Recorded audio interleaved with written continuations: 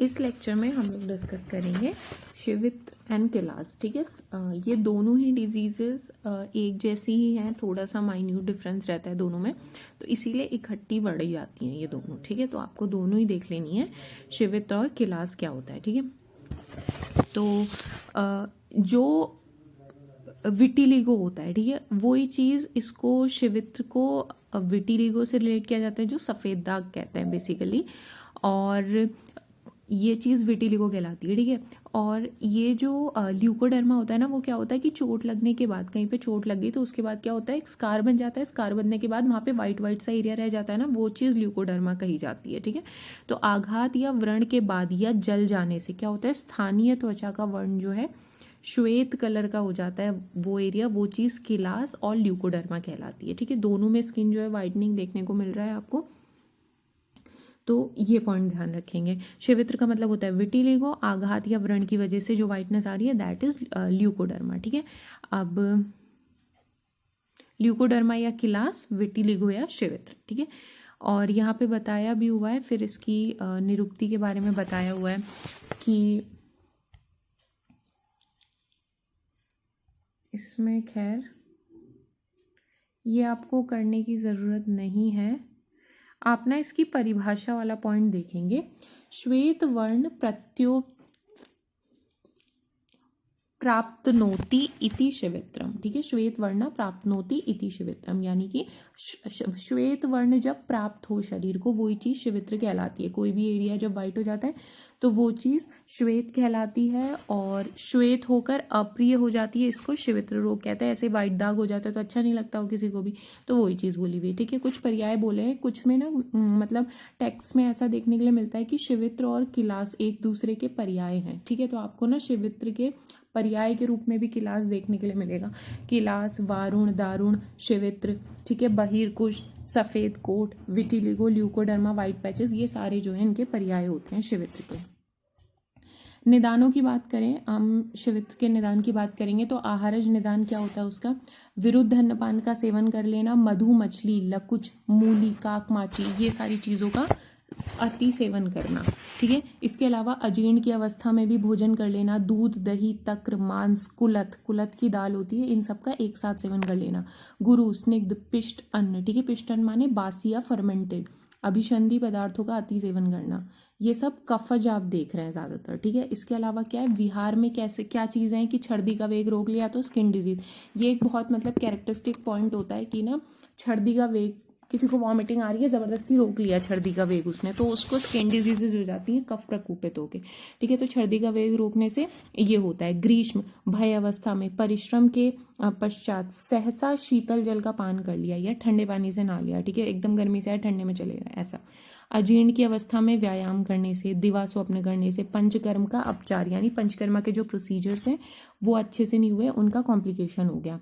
ठीक है, ये माना जाता है। प्लस यहाँ पे इंपॉर्टेंट पॉइंट ये भी है कि जो शिवित्र होता है ना, सफेद दाग वाली जो बीमारी है, इसमें ना कुछ आचार के भी, मतलब हमारा कुछ ऐसे पाप कर्म का इन्वॉल्वमेंट भी इसमें बोला गया है संहिताओं में, कि पाप कर्म से जो व्यक्ति लिप्त होता है उसको ये सफेद दाग वाली विटिलिगो वाला पॉइंट इस संदर्भ में बोला गया है। या फिर ऐसा भी कहता है कि किसी को विटिलिगो है तो शायद उसके कुछ पुराने जन्म के ऐसे पाप कर्म होंगे जिसके फलस्वरूप उसको हुआ है। ठीक है, पर स्त्री गमन करना, यानी एक्स्ट्रा मैरिटल अफेयर टाइप, गुरुजनों का अपमान करना, देवताओं की निंदा करना, कृतज्ञ होना। ठीक है, मतलब किसी के लिए भी थैंकफुल नहीं होना, हमेशा सब में बुराई दोष ढूंढना।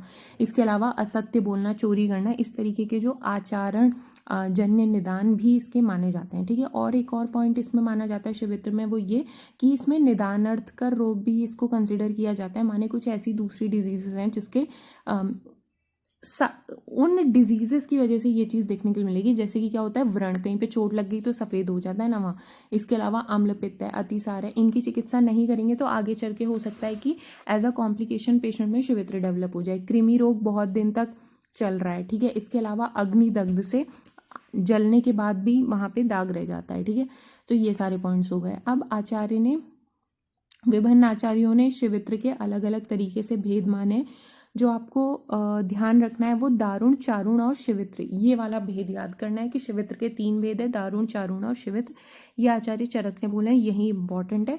दूसरा आप सहज और जन्मोत्तर, यानी कि इननेट होता है सहज बाई बर्थ जो है, जन्मोत्तर माने पैदा होने के बाद जो हुआ है।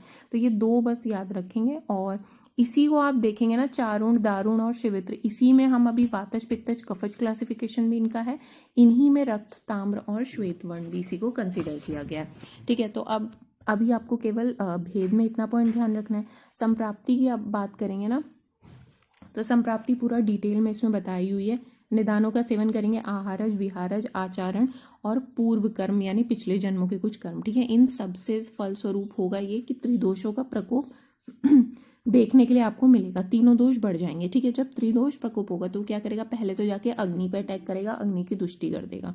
ठीक है, अग्नि दूषित हो जाएगी तो क्या होगा, ऑब्वियसली खाना पचेगा नहीं, और किसकी उत्पत्ति हो जाएगी, आम की उत्पत्ति हो जाएगी। ठीक है, प्लस ये त्रिदोष जो थे ना वो और भी कुछ करते हैं, और क्या करते हैं, वायु प्रेरित पित्त व कफ ये सब तिर्यक गमन करते हैं। ठीक है, आप ये वाला पॉइंट स्किप करके सीधे सीधे ये दिखेंगे कि ये त्रिदोष क्या करते हैं, तिर्यक सिराओं में गमन करते हैं, माने पूरी ब्लड वेसल्स में हम इन्होंने घूमना भी चालू कर दिया, अग्नि को भी खराब कर दिया। ठीक है, अब इन दोनों की वजह से आम की उत्पत्ति हो चुकी है, ये तीनों दोष जो है सारी सिराओं में घूम रहे हैं। तो अब ये क्या करते हैं, सबसे पहले जाके रक्त व स्रोतस जो होता है उसको खराब करते हैं। ठीक है, वहां पे एक्चुअली खराब नहीं करते, वैगुण्य। ठीक है, ख वैगुण्य वाला एक पॉइंट होता है कि हमेशा बीमारी वहीं होती है जहाँ पे ऑलरेडी कुछ ना कुछ एनाटॉमिकल डिफेक्ट है, ख वैगुण्य। ठीक है, तो वही चीज है कि ना इनको जैसे ही रक्त व स्रोतस में ऐसा दिखेगा कि हाँ अब तो कुछ यहाँ पे डिफेक्ट हो गया, तो जैसे ही रक्त व स्रोतस में इनको वैगुण्य मिलेगा, या आप ऐसा भी कह सकते हैं कि आम और ये त्रिदोष मिलके रक्त व स्रोतस में कुछ एनाटॉमिकल गड़बड़ कर देते हैं, कुछ ख वैगुण्य उत्पन्न करा देते हैं।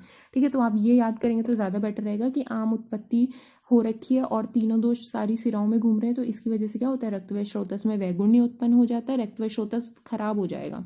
जब वो खराब होगा, दोष दूष्य समूर्छना वहां पे मिलेगी, त्वक का डिस्कलरेशन हो जाएगा, ये काट दो, सीधे ध्यान रखो, त्वक का डिस्कलरेशन हो जाएगा और शिवित्र रोग उत्पन्न हो जाएगा। ठीक है, तो ये इसकी सिंपल सी संप्राप्ति है।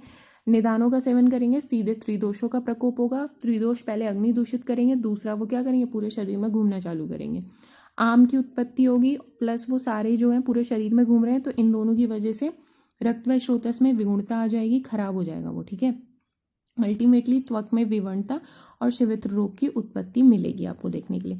संप्राप्ति घटक की बात करें तो हमें पता है दोष कौन सा है, त्रिदोष इन्वॉल्व हो रहा है। दूष्य क्या है, रक्त, मांस, मेद, ये सब इसके दूष्य है। स्रोतस कौन सा इन्वॉल्व हो रहा है, रस व रक्तव, मेनली जो है रस व इसलिए क्योंकि आम की भी उत्पत्ति हो रही है, और रक्तव तो स्किन है तब रक्तव तो इन्वॉल्व रहेगा ही।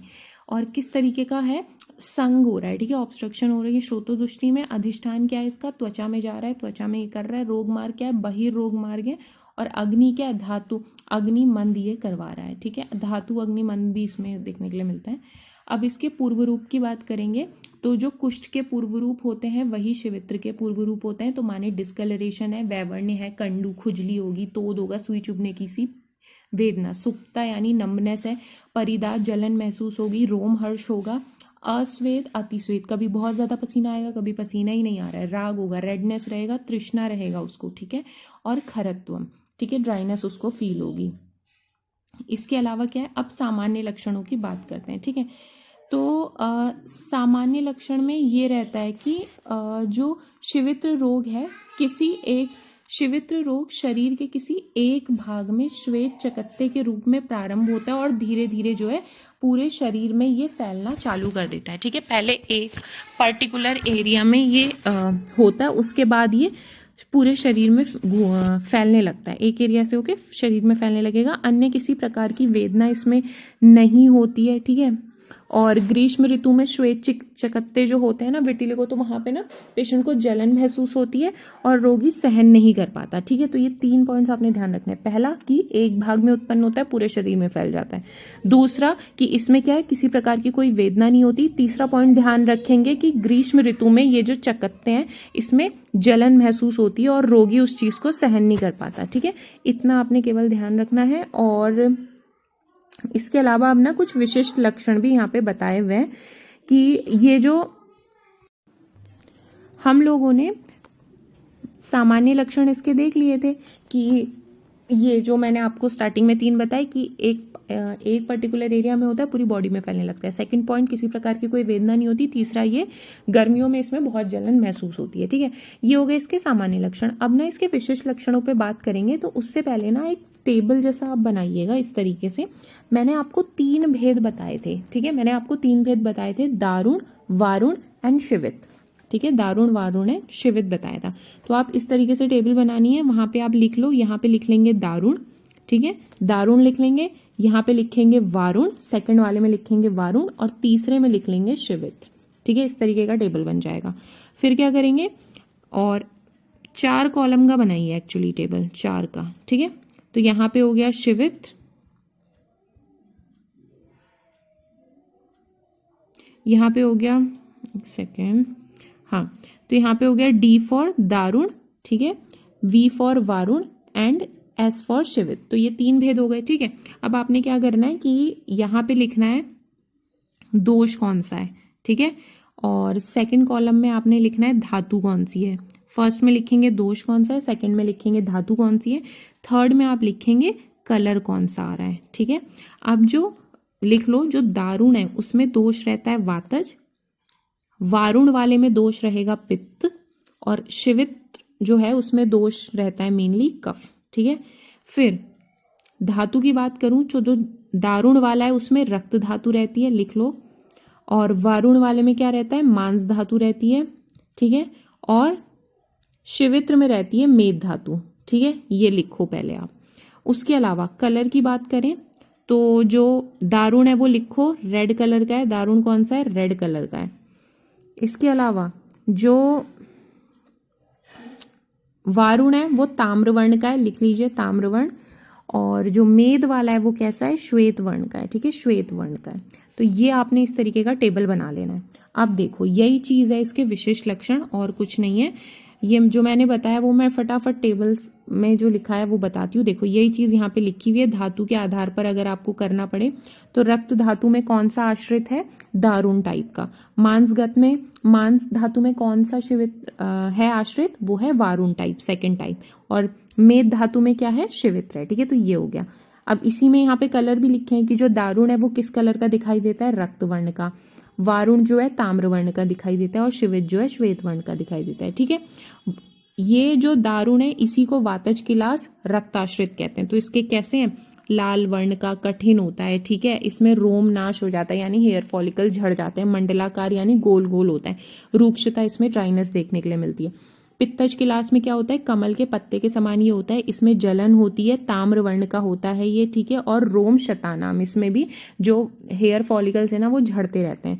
जो कफज किलास है वो कैसा होता है, सफेद होता है, स्निग्ध होता है, खुजली होती है, उसमें कंडू होता है, बहल होता है, बड़ा होता है, गौरव होता है, भारी होता है, महसूस होता है, घनम भी हैवी होता है। ठीक है, तो ये सारा इसके बारे में आपने ध्यान रखना है, और बस यही है। अब इसकी साध्यता के संदर्भ में बात करूं मैं, तो 1 वर्ष जो नया है, ठीक है, वो चीज इजीली क्योरेबल होगी जिसमें रोम रक्त वर्ण के ना हुए हो, हेयर्स जो है लाल ना हुए हो, वो साध्य होगा। जो पतला हो, पांडु वर्ण का हो, वो साध्य है। मध्यम में थोड़ा सा स्वेलिंग हो, उसमें अग्निदग्ध से उत्पन्न नहीं होना चाहिए वो सफेद दाग, वो क्योरेबल है। ठीक है, इसके अलावा क्या है कि जिसके रोग श्वेत ना हुए हो, ठीक है, रोम बेसिकली जिसके बाल, ठीक है, इतना अगर आप ना भी करें, केवल 5 पॉइंट ही ध्यान रख लो साध्यता के संदर्भ में। ठीक है, बाकी आपको करने की कोई जरूरत है नहीं। और उपद्रव की अगर मैं इसकी बात करूँ ना कि इसके मतलब क्या कॉम्प्लिकेशन होता है, तो एज सच कोई इसका कॉम्प्लिकेशन मिलता नहीं है शास्त्रों में। बस यही है कि ये कॉस्मेटिक अपीयरेंस के लिए इंपॉर्टेंट है, तो इस वजह से मानसिक रोग, अवसाद यानी कि डिप्रेशन लोगों को इसकी वजह से हो जाता है, और इसका कुछ है नहीं। ठीक है, तो ये सारा हमने पढ़ा अबाउट शिवित। स्टार्ट करेंगे विसर्प रोग। तो विसर्प रोग के बारे में क्या ध्यान रखनी है कि विसर्प रोग ना एक तरीके का स्किन डिजीज होता है। इसमें क्या होता है कि रेड स्पॉट्स हो जाते हैं, रेड लीजन्स एक्चुअली, और पूरी बॉडी में बहुत तेजी से फैलता है। ठीक है, इरिप्थिप्स इसको एक्चुअली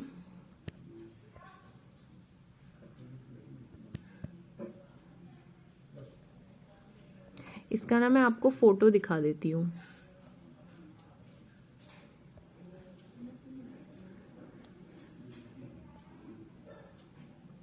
ये देखो, इस तरीके से होने वाला ये एक स्किन डिजीज है, विसर्प रोग, ठीक है। इस तरीके का रेड रेड इसमें लीजन्स हो जाते हैं, बहुत तेजी से ये फैलता है, ठीक है। इसमें जलन होती है, रेड रेड कलर के हो रखे हैं ये देखो, ठीक है। ये सब क्या है, विसर्प ही है, ठीक है। ये सब विसर्प है। तो विसर्प क्या होता है, शीघ्रता से इसका और ना इसका नाम भी इसी तरीके से रखा गया है, जैसे सांप क्या है, बहुत तेजी से गति करता है, ठीक है, विसर्प, इसीलिए इसका नाम भी इसी तरीके से रख दिया गया है। मेन आपने ध्यान रखना है कि विसर्प रोग में क्या होता है, लाल वर्ण का शोथयुक्त मंडल यहाँ पे उत्पन्न हो जाता है। मैंने आपको लीजन दिखा, उस तरीके के उत्पन्न होते हैं, जलन होती है उसमें से श्राव होता है, कुछ ना कुछ डिस्चार्ज होते रहता है और बहुत तेजी से ये फैलता है, ठीक है, इसीलिए इसको विसर्प कहा गया जाता है। और यही है कि सभी जगह शीघ्रता से प्रसर करने का इसका स्वभाव है, इसीलिए इसको विसर्प रोग कहते हैं। परिभाषा क्या है, ये अनेक प्रकार की गतियों से, ठीक है, पूरे शरीर में गमन करता रहता है। शरीर में कभी ऊर्ध्व गति करता है, ये कभी अधः गति करता है, कभी तिर्यक गति करता है, तो इस वजह से ये विसर्प रोग है, ठीक है, चारों तरफ फैलने वाला होता है। अब इसके ही पर्याय होते हैं, विसर्प है, परिसर्प है। निदानों की बात करें तो इसमें दो फैक्टर्स माने जाते हैं, एक होता है निज हेतु, एक होता है आगंतुष, ठीक है। निज में क्या माना जाता है, इंटरनली क्या है, जैसे कुछ कुष्ठ वाली चीजें आप समझ सकते हो, जैसे लवण, अम्ल, कटु व उष्ण पदार्थों का किसी ने अति सेवन कर लिया, ठीक है। दधी है, सिरका है, सुरा है, सौविरक है, ये सब क्या अल्कोहल के टाइप्स है ना। विकृत मदिरा का अति सेवन किसी ने कर लिया, राग, शाडव, अति, इन सब का अति सेवन कर लिया किसी ने। हरित शाक, ठीक है, हरी सब्जी है, या विदाही, कोई जलन पैदा करने वाला आहार विहार है, इस तरीके का ज्यादा खा लिया किसी ने, ठीक है। कुरचन है माने मलाई हो गया, किलाट माने छेना, माने जैसे कि दूध को फाड़ के जो बनाया जाता है, जैसे पनीर हो गया, ठीक है, और रसगुल्ले हो गए, वो सब चीजें, ठीक है, छेना में आएंगी। और मंदक, मंदक ना दही का पानी समझ लो, या जो अध जमा दही होता है, अच्छे से सेट नहीं हुआ होता है, उस टाइप का दही, ठीक है, इस तरीके की चीजों का अति सेवन करना। तिल, उड़द, कुलथ, पिष्टक माने चावल से बने हुए आइटम्स, ठीक है। ग्राम्य मांस माने कि जो ग्राम्य जानवर होते हैं उनका मांस, ठीक है। आनूप, ग्राम्य मांस ना वात प्रधान होता है, आनूप कफ प्रधान समझ लो, ठीक है। औदक मांस है, लहसुन है, इन सब का अति सेवन। इसके अलावा कोई क्या कर रहा है, प्रक्लिन यानी सड़ा हुआ, असात्म्य और विरुद्ध आहार खा रहा है, अति भोजन कर रहा है, दिन में सो रहा है, अजीर्ण में है उसको, ठीक है, अजीर्ण है, अध्यशन कर रहा है, बार बार खाना खाया जा रहा है अजीर्ण में, ठीक है, और छर्दी का वेग रोक रहा है, ठीक है, ये सारे कारण हो गए। एक्सटर्नल किसी ट्रॉमा की वजह से भी हो सकता है, जैसे शस्त्र आदि से कट जाने की वजह से, ठीक है, बहुत तेज रस्सी बांधी हुई है तो इस तरीके का घाव हो जाए, ठीक है। ऊंचे स्थान से गिर गया है कोई तो चोट लगने पे हो सकता है। आतप का अति सेवन, धूप से बहुत ज्यादा जल गया तो हो सकता है। बहुत ज्यादा शारीरिक श्रम कर लिया एक्सेसिव, तो ये दिक्कत हो सकती है। विषैली वायु का संपर्क आ गया, माने कि कुछ पॉइजनस गैस जो थी स्किन के कांटेक्ट में आ गई, ऐसा समझो इसे, ठीक है।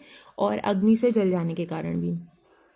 इसमें क्या ध्यान रखना है कि विसर्प के सप्त दूष्य होते हैं, 7 इसमें दूषित होते हैं चीजें, क्या क्या है, रस, लसिका, त्वचा, मांस, ये 4 दूष्य और वात, पित्त, कफ, ये 3 दोष, ठीक है। तो टोटल मिला के 7 जो फैक्टर्स हैं वो रिस्पॉन्सिबल होते हैं। ये 7 का इन्वॉल्वमेंट आपको देखने के लिए मिलेगा इन केस ऑफ विसर्प, ठीक है, ये ध्यान रखना है, इन 7 के इन्वॉल्वमेंट की वजह से ये डिजीज होती है। अब आपको इसके भेद ध्यान रखना है कि क्या होते हैं। 7 भेद केवल चरक के हिसाब से ध्यान रखेंगे, वातज, पित्तज, कफज, सन्निपातज विसर्प, और वात पित्तज विसर्प जिसको अग्नि विसर्प कहते हैं, वात कफज विसर्प जिसका नाम ग्रंथि विसर्प है, और पित्त कफज विसर्प जिसको कर्दम विसर्प भी कहा जाता है, ठीक है। और फिर सुश्रुत ने इसके 5 ही भेद बोले हैं, वातज, पित्तज, कफज, सन्निपातज और शतज, ठीक है। इसके अलावा एक तो ये हो गया दोषों के हिसाब से, और दूसरा जो है ना ये अधिष्ठान के हिसाब से भी इसके भेद होते हैं।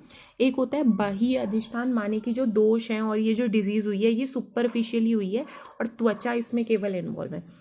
सेकंड होता है आभ्यंतर आश्रित, इसमें ना डीप सीटेड धातुएं भी इन्वॉल्व हो गई हैं। और तीसरा है जो उभय आश्रित, माने कि जिसमें त्वचा भी इन्वॉल्व है, डीप सीटेड धातुएं भी इन्वॉल्व है, और ये उत्तरोत्तर कठिन होती जाती हैं चिकित्सा में। माने कि जो सबसे इजी टू ट्रीट है वो एक्सटर्नली केवल जो त्वचा में मौजूद है दोष, तो वो इजी टू ट्रीट है, ये थोड़ा सा ज्यादा डिफिकल्ट है, ये सबसे ज्यादा डिफिकल्ट टू ट्रीट होता है। संप्राप्ति की अगर इसकी बात करें तो आपने ध्यान रखना है क्या होता है, निदानों का सेवन करेंगे और त्रिदोषों का प्रकोप इसमें देखने के लिए मिलेगा, और त्रिदोष का प्रकोप करके ये कहाँ जाएंगे, अपने 4 दूष्य को। तो यहाँ पे आप देखेंगे इन टोटल 7 चीजों का इन्वॉल्वमेंट हो गया, 3 और 4 ये त्वचा, मांस, रक्त, लसिका, इन तीनों में, इन 4 जगह पे जाके ये दोष प्रकोपित हुए अपना घर बना लेंगे।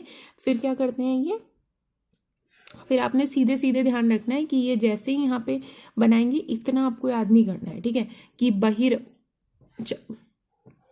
चलो मैं बता देती हूँ, कोई बात नहीं, याद कर लीजिए। बहिर्मार्ग आश्रित हो सकते हैं, उभय आश्रित हो सकते हैं, या अंतः आश्रित हो सकते हैं, ठीक है। अंतः आश्रित का मतलब था दोष केवल डीप सीटेड धातुओं को इन्वॉल्व कर रहे हैं, तो अगर ऐसा होगा ये अंतः मार्ग आश्रित हुए दोष और केवल डीप सीटेड धातु इन्वॉल्व हुई, तो ये एक तरीके का विसर्प उत्पन्न करेंगे जो कि होता है आभ्यंतर विसर्प। अगर ये क्या किए, केवल त्वचा में आश्रित हुए, बहिर्मार्ग आश्रित ये दोष हुए, तो क्या करेंगे, बाह्य विसर्प का उत्पन्न करेंगे। लेकिन अगर ये जो दोष हैं ये सब जाके कहाँ हुए, दोष त्वचा में भी आश्रित हो गए, डीप सीटेड धातुओं में भी हो गए, उभय माने बोथ, ठीक है, तो तब ये कहलाएगा उभय आश्रित विसर्प, और यही फिर विसर्प अल्टीमेटली उत्पन्न हो जाता है, ठीक है। इतना आपको करने की जरूरत नहीं है, ये 2 पॉइंट्स काट देंगे, सीधे सीधे ध्यान रखेंगे, इस एरो के बाद विसर्प रोग की उत्पत्ति हो जाती है। संप्राप्ति घटक की बात करें, दोष क्या है, तीनों दोष का इन्वॉल्वमेंट है, पित्त प्रधान त्रिदोष इन्वॉल्वमेंट है। दूष्य कौन सा है, रक्त मांस लसिका त्वचा, ठीक है, 4 होते हैं। श्रोतस कौन सा है, रक्तवाही श्रोतस है क्योंकि त्वचा का रोग है। और श्रोतस की दुष्टि लक्षण की बात करें तो इसमें संग होता है, ठीक है, और अधिष्ठान में त्वक है, त्वचा में ही जा रहा है। और व्याधि किस तरीके की होती है, आशुकारी माने एक्यूट डिजीज होती है, ठीक है।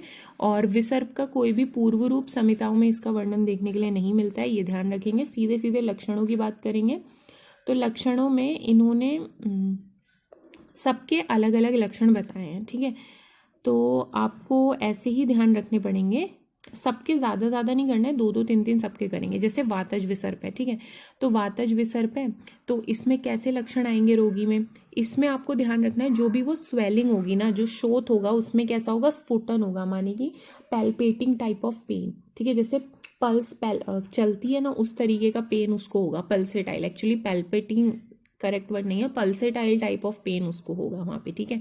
सुई चुभने की सी वेदना उसको वहां पे होगी उस पर्टिकुलर शोथ वाले एरिया में जहां पे वो घाव बना हुआ है। भेदनवत पीड़ा, जैसे किसी ने फाड़ दिया उसको, ऐसा दर्द होगा। आयाम माने खिंचाव सा महसूस होगा उसको उस पर्टिकुलर एरिया में। अर्ति माने बेचैनी रहेगी, वह हर्ष उत्पन्न होगा। हर्ष भी माने कि गूज बम्स आ जाना, हेयर फॉलिकल्स उसके खड़े हो जाएंगे, ठीक है, ये है हर्ष का मतलब, तो ये चीजें होंगी। प्लस आपको ध्यान रखना है जहां पे भी वो श्याव हो, मतलब जहां पे भी वो विसर्प हो रखा है ना, तो वो जो लीजन होगा वो कैसा होगा, श्याव और अरुण वर्ण का होगा। साथ ही साथ रोगी को ऐसा लगेगा उसके अंगों पर चींटियां चल रही हैं, इस तरीके की अनुभूति उसको होगी। और साथ ही साथ चिकित्सा अगर नहीं की जाएगी तो शीघ्र ही ये जो घाव हो रखा था, ये लीजन, अगर आप इसकी जल्द से जल्द चिकित्सा नहीं करेंगे तो ये शीघ्र ही फूटने वाला होता है, इसमें से फूट जाती है ये, ठीक है। और फिर पतला और अरुण या श्याव वर्ण की पीड़िकाएं फिर अति संख्या में उत्पन्न हो जाती है, माने ये जो लीजन है फटेगा, फिर छोटे छोटे बहुत सारे पिंपल इसमें उत्पन्न हो जाते हैं। नेक्स्ट जो ध्यान रखेंगे, पित्तज विसर्प के लक्षण, ये क्या है, बहुत शीघ्रता से फैलता है, ठीक है। इसमें आपको तीव्र दाह, पाक, स्फोट माने ब्लिस्टर्स, फफोले जैसे, ठीक है, ये देखने के लिए मिलेंगे। पाक हो जाएगा, वहां पे जलन होगी उसको, ठीक है। और सारी वस्तुओं को ये व्यक्ति कैसा है, हरा रंग का या फिर पीले रंग का देखेगा। और विसर्प जहां पे हो रखा है, वो विसर्प वाला जो लीजन है वो कैसा, ताम्र, हरित, हारिद्र, नील, कृष्ण और रक्त वर्ण का होगा, ठीक है। हरित माने हरा, हारिद्र माने येलो, ठीक है, इन कलर का हो सकता है। और पीड़िकाएं जो है वो बहुत जल्दी पक जाएंगे, इसमें छोटे छोटे फोड़े जैसे भी होते हैं ना, तो इसलिए पीड़िकाएं बोला हुआ है, ठीक है, इस लीजन में। कफज विसर्प की बात करें तो ये थोड़ा धीरे फैलता है एज कम्पेयर टू बाकी सब, और ये थोड़ा देर से पकने वाला होता है, उतनी जल्दी पकता नहीं है ये। और इसमें जो भी कफज ज्वर के लक्षण होते हैं वो सारी चीजें आपको यहाँ पे दिखाई देंगी। और त्वचा इसमें मोटी हो जाती है, ठीक है, और बस इतना ध्यान रखेंगे। फिर आप द्वंद्वज वाले की बात करेंगे जो वात पित्तज विसर्प है, जिसका दूसरा नाम है अग्नि विसर्प, ठीक है। अब जैसे इसमें नाम में ही है अग्नि विसर्प, तो ऑब्वियसली पेशेंट को क्या होगा, जैसे जला दिया गया हो और जलने के बाद कैसे ब्लिस्टर्स आ जाते, फफोले पड़ जाते, उस तरीके के यहाँ पे लीजन्स रहेंगे, ठीक है। और जिस जिस अवयव पर ये फैलता है वो अवयव भुजे हुए कोयले के समान काला, नीला या लाल हो जाता है। जैसे अवयव माने बॉडी पार्ट, ठीक है, जैसे जैसे ये चारों तरफ फैलना चालू करेगा तो वो जल के पूरा काला कोयले जैसा हो गया ऐसा लगता है। और संपूर्ण शरीर में इसको ऐसा महसूस होगा जैसे जल रहा हो, अंगारे जल रहे हो, ऐसा उसको महसूस होगा। नेक्स्ट जो पॉइंट ध्यान रखेंगे दैट इज वात कफज विसर्प, के लक्षण। इसी विसर्प का दूसरा नाम है ग्रंथि विसर्प। ठीक है, इसमें जैसे नाम से पता चल रहा है ग्रंथि, ग्रंथि माने इसमें कुछ ना कुछ गांठें जैसी होंगी। तो ये क्या होती हैं, इसमें गांठें आपको दिखाई देती हैं, और ये गांठ जो दिखाई देगी ना इन लीजन्स में, वो लाल वर्ण की होगी। ठीक है, और इन ग्रंथियों में तीव्र पीड़ा होती है, उसको बहुत दर्द होता है, ज्वर आता है, श्वास कास अतिसार, मुख सूखना है, हिक्का है, उसको छर्दी है, भ्रम है, मूर्छा, इस तरीके की अनेक व्याधियां उसको होती हैं। अंग भंग का माने बॉडी पेन। ठीक है, फिर नेक्स्ट पॉइंट जो है उसमें हम बात करेंगे अबाउट कफ पित्तज विसर्प, जिसको कर्दम विसर्प भी कहते हैं। ठीक है, इस विसर्प में क्या होता है, आमाशय के किसी एक भाग से ये उत्पन्न होता है। ठीक है, और यहाँ पे पीली, लाल, हरी, श्वेत वर्ण की पीड़िकाएं रहती हैं। ठीक है, फोड़े इसमें कैसे रहते हैं, छोटे छोटे लाल, पीले, हल्के श्वेत वर्ण के। ठीक है, और इसके अलावा आपको इसमें ना ध्यान रखना कि जैसे मुर्दे से गंध आती है ना, उस तरीके की गंध इस लीजन से आती है। ठीक है, और इसका नाम कर्दम क्यों रखा गया है, तो इसके लिए इंपॉर्टेंट पॉइंट ये है कि विसर्प के द्वारा आक्रांत मेचक काला, स्निग्ध, मलिन, शोथ, भारी, भीतर से पका हुआ, अधिक ऊष्मा वाला, छूने मात्र से फट जाता है, तड़ जाता है, और उस स्थान को मांस सड़कर कीचड़ जैसा हो जाता है। तो इसीलिए इसका नाम कर्दम विसर्प रखा गया है। माने जो भी विसर्प वाला लीजन है वहां पे क्या रहता है, स्वेलिंग रहती है, स्निग्धता रहती है, कालापन रहता है, वो हैवी रहता है। ठीक है, उसमें अधिक बहुत ऊष्मा रहती है, आप उसको जैसे ही टच करेंगे, टच करने पे ही वो फट जाता है। ठीक है, और फटने पे वो ऐसा दिखता है जैसे कीचड़ हो। ठीक है, तो इसीलिए इसका नाम कर्दम रखा गया। फिर हम केवल चरक के हिसाब से ध्यान रखेंगे, तो मैं आपको आगंतुज वाला नहीं बताऊंगी, क्योंकि चरक ने क्या भेद बोले हैं, वातज, पित्तज, कफज, ये तीन, और एक सन्निपातज। तो हमने सारा पढ़ लिया, बस एक सन्निपातज विसर्प के बारे में और रहा है, जो कि हम देखेंगे। ठीक है, आपको वही ध्यान रखना है। सन्निपातज विसर्प के लक्षण जो है तीनों दोष के मिक्स्ड मिलते हैं, ये ध्यान रख लेना। ठीक है, बस तीनों दोष के मिले जुले लक्षण आपको यहाँ पे दिखाई देंगे। बस ये सारा पॉइंट हो गया। अब अगर मैं इसके उपद्रवों की बात करूं तो हाँ, पहले साध्यता साध्यता की बात करते हैं। तो साध्यता साध्यता में ये है कि जो वातज, पित्तज, कफज विसर्प है, ये तीन तरीके के साध्य हो जाएंगे। अग्नि और कर्दम वाला जो है, ठीक है, अगर कोई उपद्रव उसमें नहीं है, कोई कॉम्प्लिकेशन उसमें नहीं है, और सिरा, स्नायु, मांस, क्लेद में ये फैले अभी नहीं है, तो ये साध्य रहेंगे। ठीक है, और जो ग्रंथि विसर्प होता है, उपद्रव नहीं है, अगर उसमें किसी तरीके कॉम्प्लिकेशन नहीं है, तभी वो साध्य माना जाता है। सन्निपातज विसर्प जो है कंप्लीटली असाध्य, उसकी चिकित्सा आपको नहीं करनी चाहिए। इसके अलावा जो पित्तज विसर्प है, ठीक है, और शरीर अगर पित्तज विसर्प के केस में रोगी का शरीर अंजन जैसा हो, उसके जैसा काला हो गया, तो वो चीज भी असाध्य बोली जाएगी।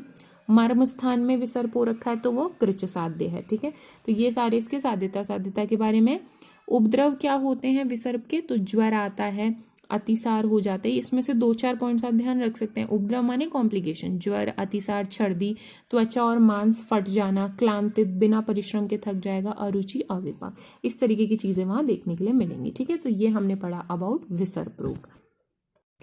अब हम लोग देखेंगे शीत पित्त। ठीक है, तो शीत पित्त, उदर्द और कोट, ये तीन डिजीजेज हैं जो एक जैसी होती हैं। ठीक है, जिस तरीके से हमने वहाँ पे शिवित्रों की इलाज देखा था, ठीक है, तो वैसे ही है, ये भी तीनों एक साथ ही पढ़ी जाती हैं। और मेनली हमें शीत पित्त देखना है, तो इसमें सबसे पहले आपको तीनों में अंतर पता होना चाहिए। शीत पित्त क्या होता है, त्वचा के ऊपर भ्रमर के काटने के समान रक्त शोथ हो जाना इस शीत पित्त। ठीक है, मतलब जैसे ततैया काट लेती है तो कैसा इन्फ्लेमेशन हो जाता है, रेड रेड स्वेलिंग जैसा, तो उसी तरीके का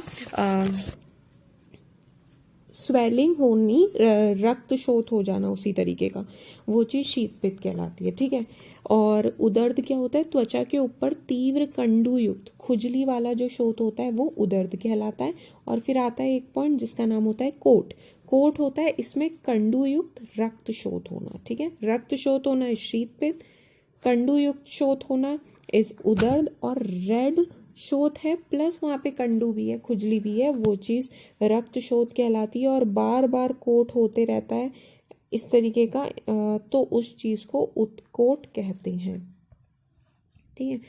अब सीधी सी बात है, हम लोग निदान की बात करेंगे। शीत पित्त का क्या क्या निदान होता है? तो शीत वायु का स्पर्श है, छर्दी का वेग रोकना। जितनी भी स्किन डिजीजेज हैं ये कफ की वजह से मानी जाती हैं, तो छर्दी का वेग रोकना एक बहुत ही मतलब मेन इसका पॉजिटिव फैक्टर माना जाता है। ठीक है, तो छर्दी का वेग धारण करना, वमन कर्म का अयोग हो जाना, शीत उष्ण एक साथ हो गया, ठंडा गर्म एक साथ लग जाना। ठीक है, इसके अलावा असात्म्य विरुद्ध आहार का सेवन एक साथ कर लेना, और इसके अलावा क्या हो गया, कोई इंसेक्ट बाइट हो गई, कृमि दंश हो गया। ठीक है, बस इतना ध्यान रखेंगे। इसके अलावा अंकुश मुख या गंडूपुद पद कृमि का उपसर्ग, ये सेम पॉइंट ही है। अब संप्राप्ति की बात होगी तो निदानों का सेवन किया तो इससे क्या हो जाएगा, मेनली कफ और वात का प्रकोप देखने के लिए मिलेगा, प्लस इसमें पित्त भी इनके साथ जुड़ जाता है। अब ये तीनों मिलके क्या करेंगे, त्वचा और रक्त आदि धातुओं में प्रसर करेंगे, वहां जाके पहुंच जाएंगे। ठीक है, बाहरी त्वचा में एक तो स्किन में स्थान संचय करता है, प्लस ये धातु को भी इन्वॉल्व करता है। ठीक है, दोनों जगह जाके रहेगा, और फिर क्या होगा, स्वेलिंग होगा, और शीत पित्त नाम का जो डिजीज है वो चीज उत्पन्न हो जाएगी। ठीक है, अब इसकी अगर आप संप्राप्ति घटक की बात करें तो दोष क्या होते हैं, त्रिदोष आ जाएगी व्याधि। ठीक है, दूष्य क्या है, त्वक और रक्त इसका दूष्य है। ठीक है, अधिष्ठान में इसमें त्वचा रहती है, और व्याधि का स्वभाव कैसा होता है, ये आशुकारी डिजीज होती है। अब अगर आप इसके पूर्व रूप की बात करेंगे तो पूर्व रूप में क्या होता है, इसमें प्यास अधिक लगती है। ठीक है, अरुचि है, हरलास नौजिया हो जाता है। ठीक है, देह साध यानी अंग की शिथिलता, ढीलापन पड़ जाता है शरीर में, और गौरवता हैवीनेस फील होने लगती है, और रेड आईज हो जाती हैं। अगर आप इनके लक्षणों की बात करें तो लक्षणों में शीत पित्त में क्या देखने के लिए मिलेगा, जैसे ततैया ने काट दिया इस तरीके का जो है वहां पे स्वेलिंग देखने के लिए मिलेगा, खुजली होगी, उसमें सुई चुभने की सी वेदना होगी, वॉमिटिंग होगी, ज्वर होगा, और दहा। ठीक है, ऐसे ही उदर्द की बात करें तो उदर्द में तो मेनली क्या था, कंडू वाला ही स्वेलिंग हो रही थी ना, तो इसमें बीच में से दबा हुआ टाइप का शोथ होगा, वो कैसा होगा, रेड कलर का ही होगा, उसमें खुजली बहुत होगी, और शिशिर ऋतु में ज्यादातर ये चीज उत्पन्न होती है। फिर एक डिजीज थी जो हमने पढ़ी थी, कोट। कोट क्या होती है, वमन कर्म का अयोग या छर्दी के वेग को रोकने से पित्त कफ अन्न ये सब क्या करते हैं, कंडू और लालिमा युक्त चकत्ते शरीर में उत्पन्न कर देते हैं, वही चीज कोट कहलाती है। और जब बार बार कोट होता रहता है तो एक के ऊपर एक, मतलब एक कोट हो रहा है फिर दूसरा हो रहा है, एक के ऊपर एक होते ही जा रहा है, तो वो चीज उत्कोट कहलाती है। ठीक है, अब इसमें से ज्यादा कुछ ऐसा खास है नहीं, तीनों में यहाँ पे इवन अंतर भी दिया हुआ है कि जो शीत पित्त होता है मेनली वात डोमिनेंट होता है, उदर्द वाला कफ डोमिनेंट है, एंड कोट जो है कफ एंड रक्त डोमिनेंट होता है। इसमें पेन सुई चुभने जैसा होगा, इसमें खुजली और वमन होता है, इसमें कंडू अधिक होता है। ठीक है, वो इसके अलावा ये कैसा मंडल उत्पत्ति होती है छोटे छोटे, और इसमें भी आवस्थिक मंडल उत्पत्ति और रेडिश कलर के इसमें उत्पन्न होते हैं। ये वाला पॉइंट स्किप भी कर सकते हैं। नेक्स्ट पॉइंट है कि शीत और उष्ण एक साथ सेवन करने से ये डिजीज होती है। उदर्द जो है मेनली शिशिर ऋतु में होता है। कोट क्या है, छर्दी का वेग रोकने से वर्षा ऋतु में। ठीक है, इन ऋतुओं में, और वॉमिटिंग का वेग रोकने से होता है। ये शीत पित्त जो है एक एक्यूट डिजीज होती है। ठीक है, बस इतना काफी है, मेनली आपने शीत पित्त पे ही फोकस करना है। ठीक है, तो ये सारा हमने पढ़ लिया अबाउट शीत पित्त।